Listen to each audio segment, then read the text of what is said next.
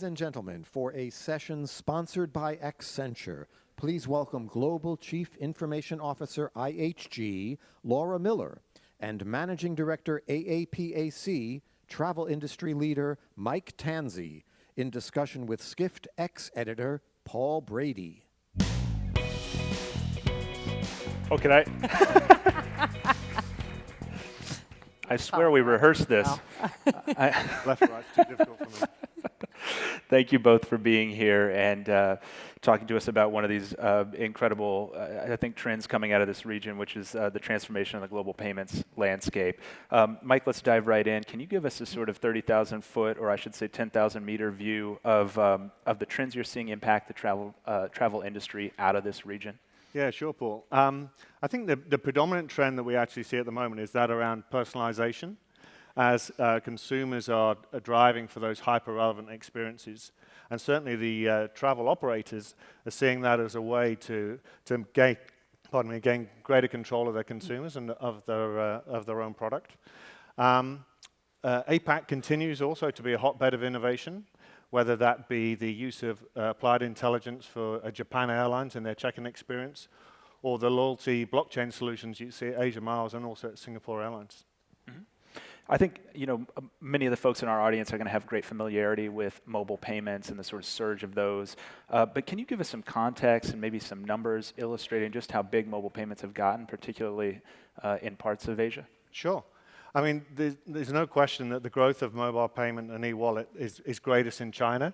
And our research shows that 85% of all payments in China are done in a mobile, and that 94% of those, 94% of those are either on Alipay or WeChat Pay. So it's absolutely huge.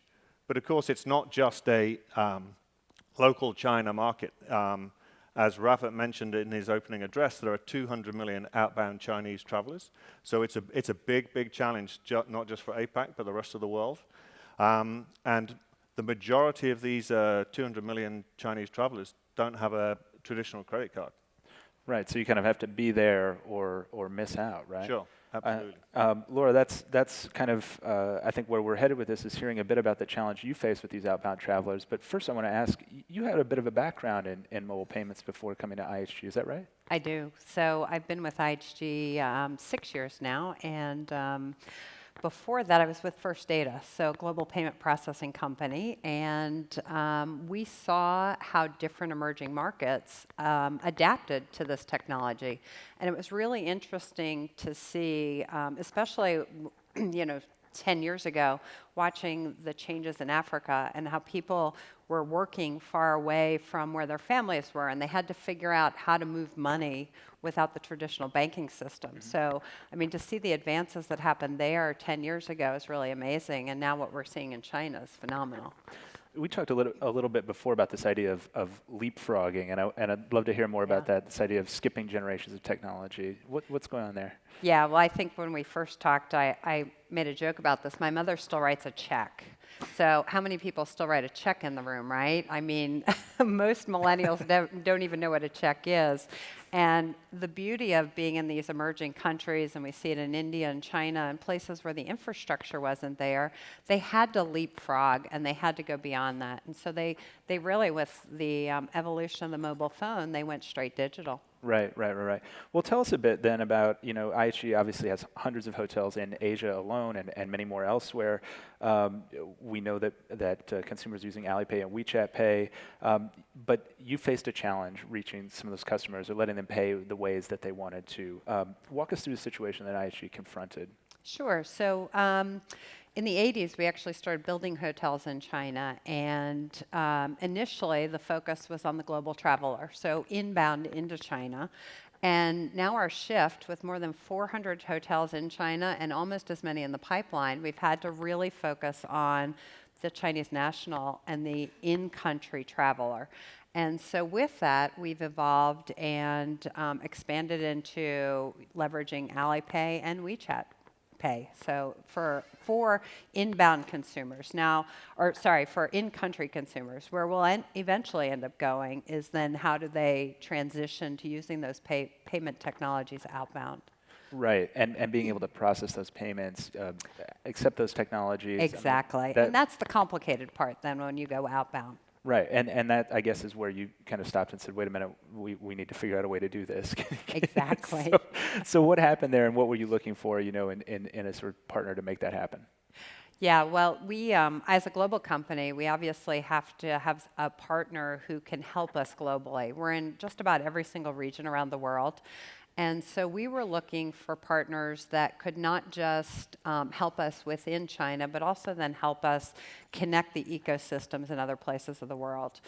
We were already partnering with Accenture, and it was a great partnership. And so what we did is we went out and looked at some local companies in Asia, as well as then talking to Accenture and some of our other partners that we used. And what we realized is that Accenture had a great presence in China and was hiring local talent.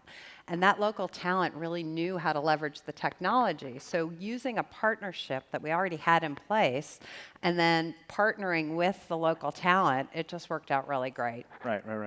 Mike, I want to zoom out a little bit and ask you kind of what companies need to do beyond, okay, you've got to accept Alipay and WeChat Pay. I think we got that. Sure. But when you're targeting that Chinese outbound traveler, I mean, what is there to think about beyond just this sort of specific technology? I think the most important thing to recognize is technology is only a part of the problem here. Mm-hmm. Particularly if you're looking at WeChat, it's a whole experience. I mean, there are more users spend more time on WeChat than the combination of Facebook, Instagram, Twitter, and Snapchat. I mean, so that's a lot of time. Yeah. So you've got to focus on the user experience. That's got to be designed and executed. So I'd say the technology is only part of the problem. Then there's so WeChat and Alipay are big in China, but there's a proliferation of an explosion of other e-wallet and payment providers coming along. So travel companies got to think very carefully about which ones they're going to support and almost start to make some bets, because they're pretty significant. Yeah, I'll make a sort of dated reference at this point, but it almost strikes me as like a VHS Betamax kind of duel here. I mean, are we approaching that era where one is going to win, one's going to lose? Look, I think as with all things, you'll see some of the big players emerge, and there'll be some consolidation in the market. GrabPay is very popular in this region, and they're looking to expand into other channels, as we've seen. It's yet to be seen whether those other payment methods get the traction that the traditional players have got. Right. And let me just ask too quickly about sort of younger consumers as well. I mean, is this even more adopted by millennials, or there's some hesitation there? Yeah, there is. I mean, 50% of millennials, as Laura says, their e-wallets and mobile payments is the thing that is their default go-to payment. So it's definitely a trend. And in the future, there's no question that biometric payments are coming, and that will further reduce friction in the user experience. Laura, when you sort of implement these new procedures or new technologies, what are some of the metrics of success that you're watching for, and what were you able to accomplish in getting this technology up and running for IHG? Well, we went on an interesting journey with this because everything was very central in the US and the UK when we first started, and what we realized is that we had to actually branch out and go more local. And so we started out with just implementing Alipay through our mobile channel, and that we saw success there, and we saw an uptick in consumer utilization. And then we realized, okay, with all of the consumers on WeChat, as you mentioned, and the utilization there, that we had to go into that area. A typical hotel user in China is staying on average twice a year in a hotel. So we had to think about the more transient traveler that isn't as frequent and shift to a portal that they use more frequently. So we decided to go down the WeChat path, and we actually implemented a mini program within WeChat, and then started with binding your WeChat account with our loyalty program. And now we go all the way through accepting full reservations and WeChat Pay through that same channel. And it's proving successful. I mean, in the 9 months now that it's been out there, we've seen revenue increase and utilization increase. So we've been really pleased with it. Now, where we go in the future will be the big question, right? Well, it's the next question I'm going to ask, which is this idea that I think, it's huge here, but are we, is this the sort of the growth spurt? Are we going global with mobile payments? Is this sort of technology not going back in the bottle? Going global with mobile payments is definitely the future. In the U.S., we don't even pay babysitters with money anymore. You Venmo money back and forth. So it's going to happen across the board. And to Mike's point, it is which solutions are you going to put your bets on? But we're definitely going down that path on many fronts. In Germany, we just implemented PayPal as well. Is that right? Okay, yeah. Mike, where do you see some key takeaways for our audience, when they think about, oh my God, I've got to implement this stuff at huge scale? What were some learnings that you can share? Yeah, I think the first observation is we live in a world of the misconception of the API. So you're faced with this challenge, and someone says, "Hey, we've got an API," and everyone thinks, "Oh, well, everything's sorted then. If we've got an API, we're dusted." And of course, that's complete nonsense. So sure, it helps, but as we described before, there's some real critical success factors here. You've got to have deep industry knowledge. Mm-hmm. You've got to have local market awareness, and you've got to have these customer design skills, which are really important. And then finally, I think I'd say that you've got to have, in this case, you've got to have two teams that come together right from the start with a willingness to collaborate together. And that's definitely what we have on this project. And it was a pleasure and a privilege for our teams to work with Laura's team and on this award-winning project. Great. Any last thoughts to add about it?